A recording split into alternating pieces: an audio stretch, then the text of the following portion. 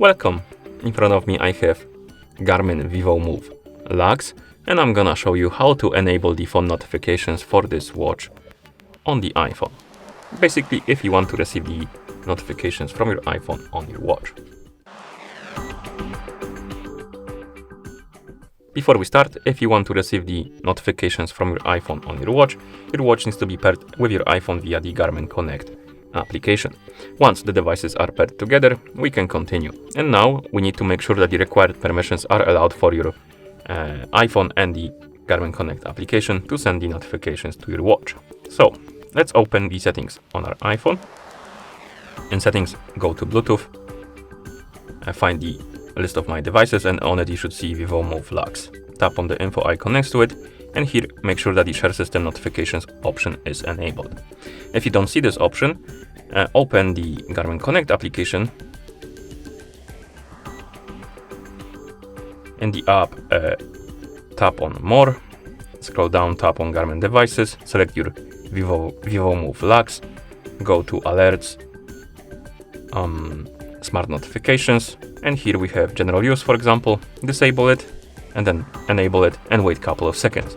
After you re-enable the notifications, you should see the pop-up on the screen about the permissions. Once you see the pop-up, allow all required permissions, and once you allow them, go back to Settings, Bluetooth, tap on Info, and make sure that the share system option is enabled. Once it is, go back to the main page of settings, scroll down, find the Garmin Connect application on the list of apps, tap on it, and here make sure that the Bluetooth option is enabled. And once it is, close the settings. Now open the Garmin Connect application, tap on More, More, Garmin Devices, select your Vivomove Luxe from the list, and here, of course, scroll down, tap on Alerts and Smart Notifications, and we have General Use and During Activity.